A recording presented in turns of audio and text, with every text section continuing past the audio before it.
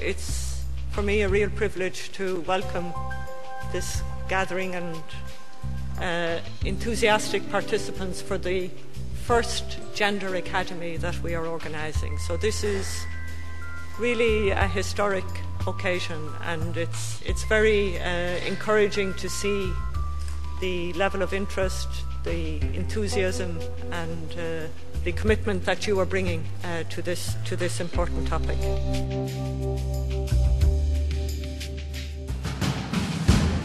I'm responsible for this very first Gender Academy, which is an event, as the title says, a global international event on work, gender and employment. We are counting more than 120 participants from 50 different countries. The Gender Academy is organized in 3 languages, with simultaneous translation and with the possibility for participants to actually share with people from all over the world. So it's an interregional, international experience sharing and knowledge sharing event.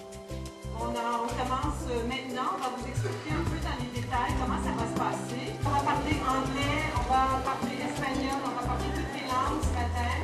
Donc venez. The real conversations take place at the coffee break and the space around the program. And interested in, go enjoy and watch some of the videos. Stay for as long as and they can see something that they are really able to replicate in their own context.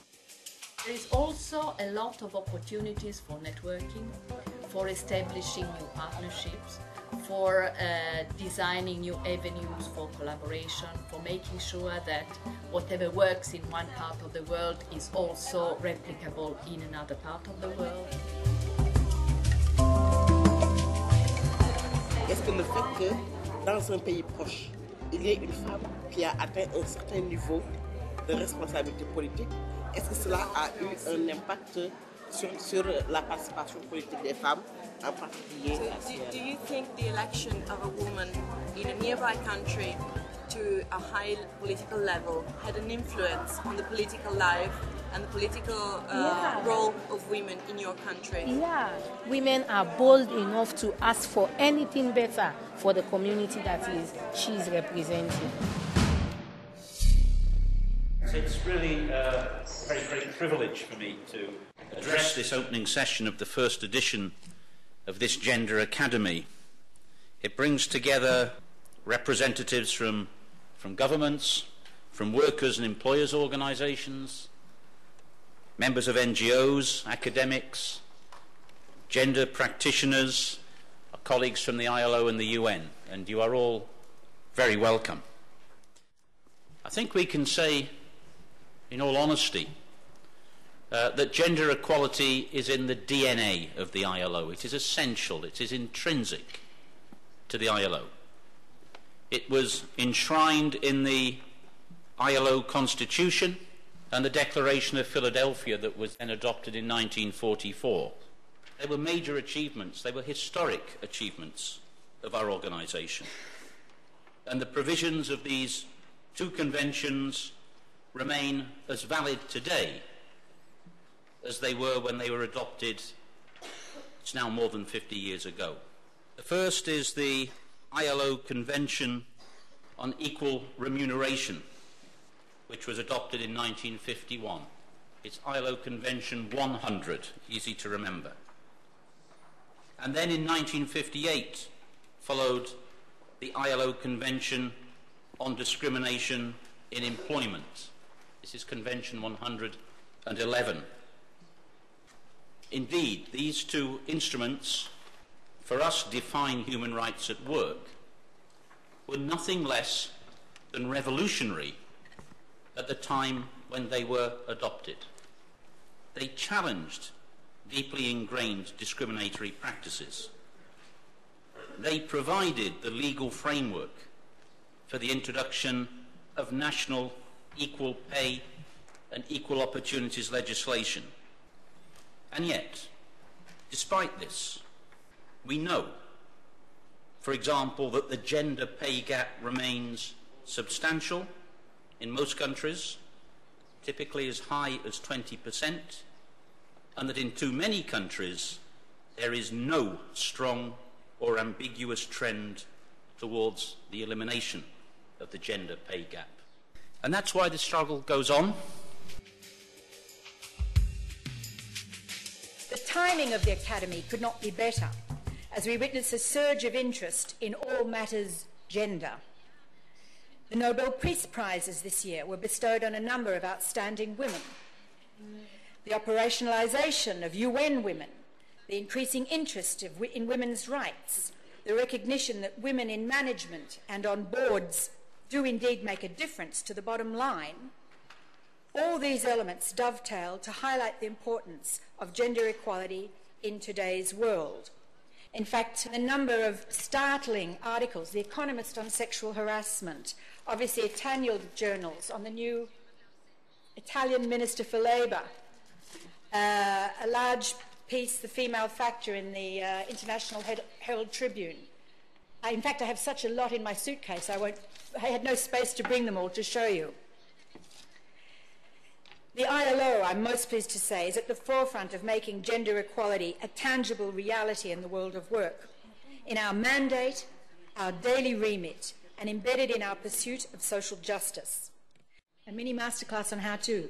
You've got to have the vision, 1919, 1944 statements, going right through. You've got to have the policy. You've got to have a plan with indicators and responsibilities, timelines clearly laid out. And you've got to have the tools along the continuum that can help people understand. Vision, policy, plan, tools. Your first masterclass. On est là pour des questions de genre qui sont tellement transversales qu'en parlant de genre, on se retrouve en train de parler de tout parce que le genre intègre des questions de santé, des questions environnementales, des questions de paix, des questions de développement. Y yo quedaba en Iwaki Moren. Eso es, ¿cómo están ustedes? Muy bien, muy bien. Propiamente trabajo con 12 territorios indígenas y 5 culturas diferentes. Yo siento que el instituto debe dar mucha prioridad a lo que es el tema de género propiamente enfocado a la mujer indígena, porque no somos iguales a los demás. El problema aujourd'hui, c'est quoi? En Costa Rica estamos en pobreza extrema, una pobreza extrema económica, más no espiritual. Let me tell you that ILO has a lot of work to do to control the infant mortality and as well as the maternal mortality, because the root causes for both these in Pakistan are lack of resources, lack of education, lack of access to different resources and facilities. Hay mucha demanda y pocas oportunidades de empleos y realmente las mujeres ocupamos los renglones bajos en las empresas donde trabajamos. Y lo más urgente es lograr la igualdad en sentido estricto. We just had a discussion with a few colleagues where we were saying that the work that we do is so important because it's ultimately about freedom and the freedom to be who we want to be, the freedom from traditions, the freedom from all the things that force us into a specific box. Since I was a little girl, even without knowing what gender in my little head, I didn't know that sex is biological, gender is a social category, but I knew that something's wrong there. So gender stereotypes, we can find it on the street, on the market, at very high level, or hospital. They exist and they will exist. But the most important is to raise the awareness of the people and only through the education. And also not to forget that gender is not about women only, because this approach is what actually doesn't help us. Les hommes sont même très sensibles au genre. Gender questions, we always talk about it, but then we forget what they are. And then we come by the Gender Academy and we see all those pictures of women in danger, in distress and suffering. And then we realize what it really means. Cada grupo debe seleccionar 3 papelitos de estos. Y lo que tienen que hacer es prácticamente abrirlos, van a encontrar algunas frases sobre las cuales les pediríamos que compartan vuestra opinión. ¿Saben o no saben? Realmente, no. La mayoría no sabe. False. No se sabe.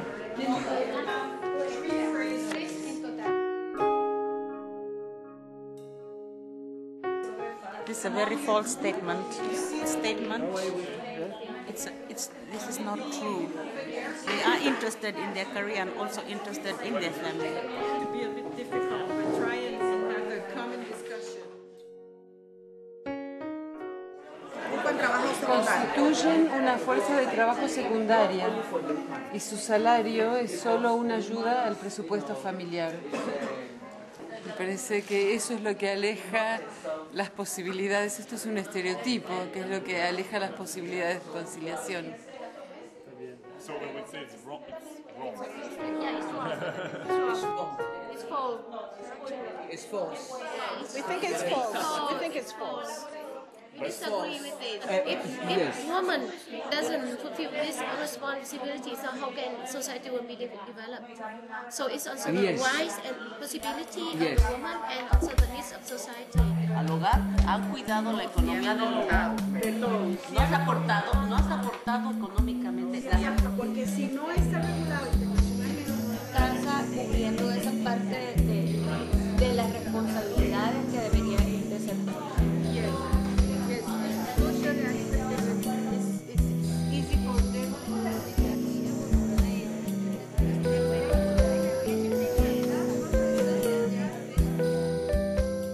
All working mothers, regardless of whether they work in the formal or in the informal economies and everywhere in the world, share a common aspiration.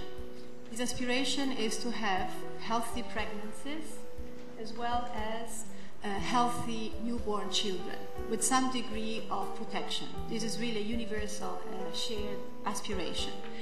And maternity protection is precisely about making that aspiration a reality. What we mean by maternity protection. Maternity protection is the result of a number of components that indeed should reinforce each other in a mutual manner. On one hand, we have what we name maternity leave. Another key component of maternity protection deals with cash and medical benefits. Pregnancy, childbirth, and the period immediately following childbirth are periods in which both the expecting mothers and the child are subject to a number of health and economic risks. Maternity protection is the precondition for gender equality at work. I want to raise a question around paternity leave, because one of the critical aspects that actually consume women's time is this care economy, which includes taking care of the children.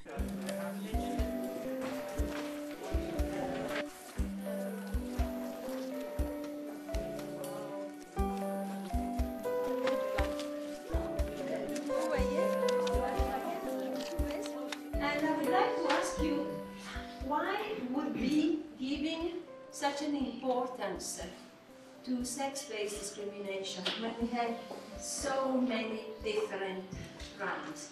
What do you think it is that makes it particularly important?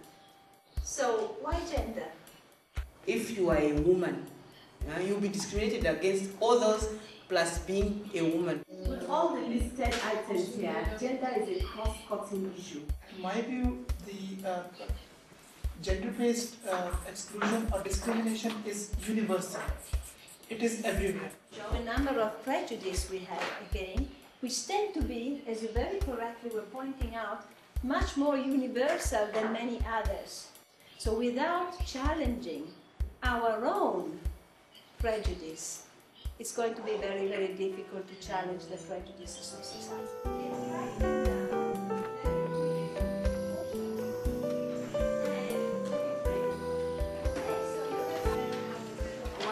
that I really want to mention is the knowledge sharing, and the experience sharing from the different countries, especially from Africa, Latin America, and South Asian regions. So it's a good combination.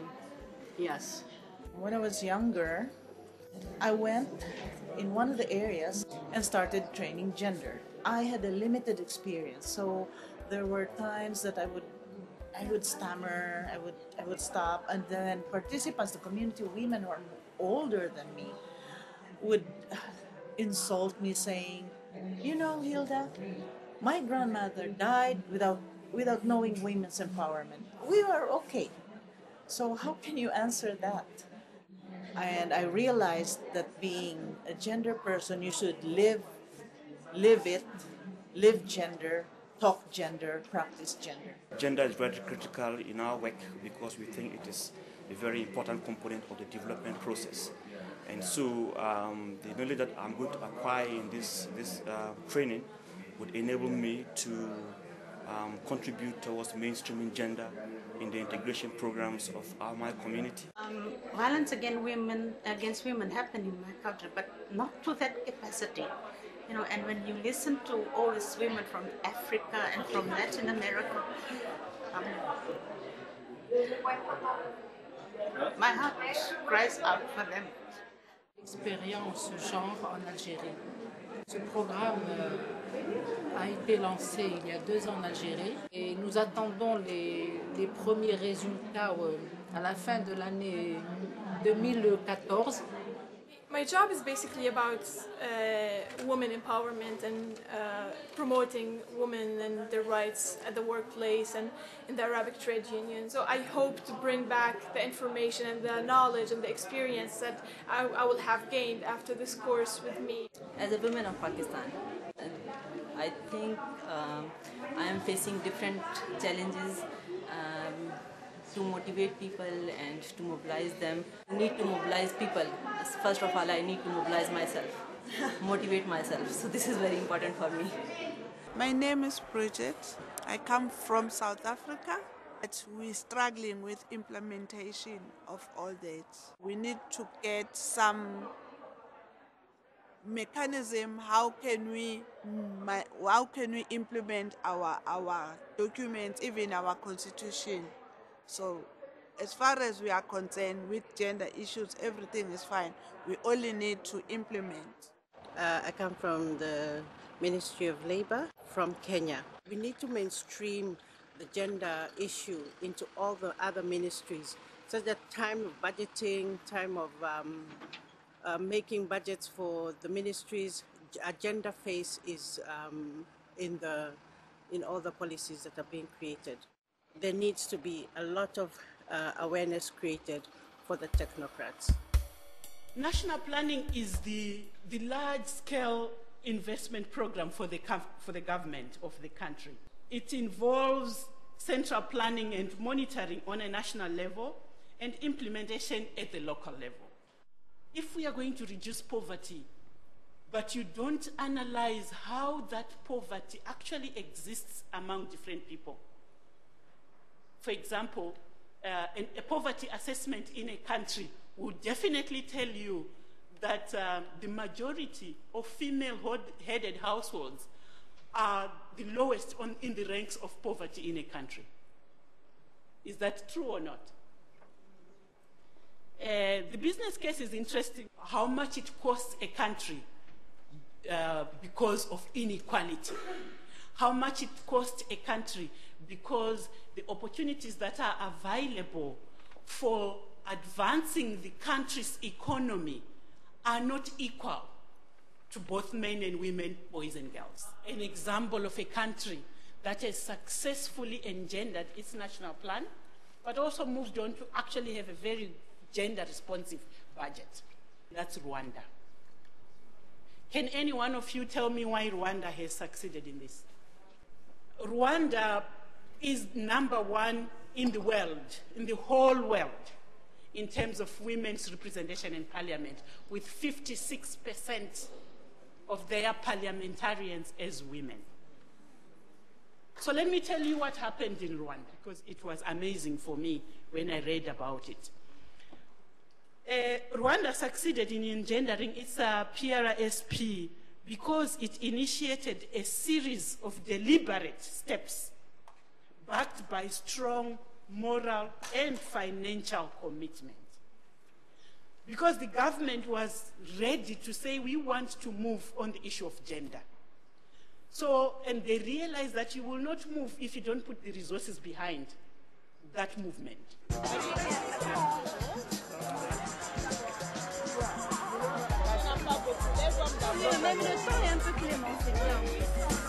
A brief history of what we're going to see.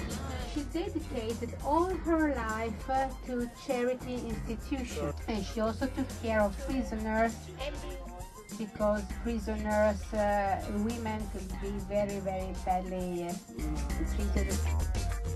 And the starting point of the Rocky Gardens of the Valentino Park. Here we are in the Pietro Ricca, the diagonal street that was cut at the end of the 19th century.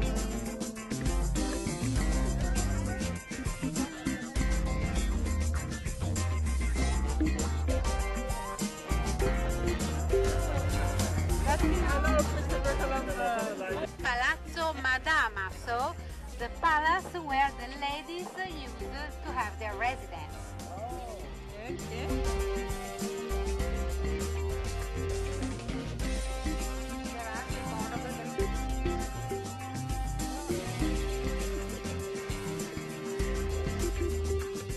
Yes, they are not.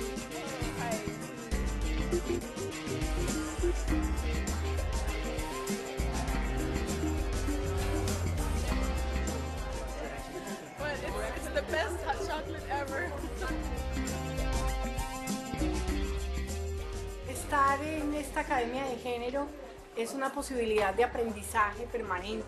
Así que estar acá fortalece el campo de acción directa que tengo como formadora y enriquece la visión. I came here with intention to learn the most about breaking gender stereotypes. I'm really happy to be aware of, through this experience, to be aware of what we have in the world as a legal ground, like the Ilo Convention and the different tools and recommendations. So my future plan is to use it as much as possible in our work in Ethiopia.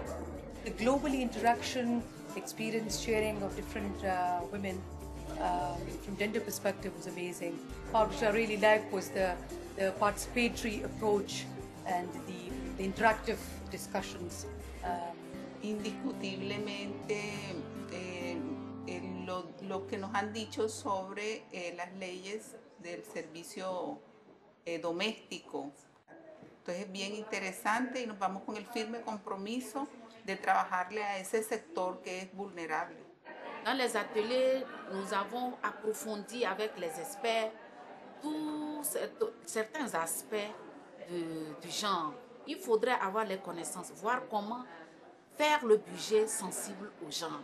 The program, how it was tailored, it really met my expectations.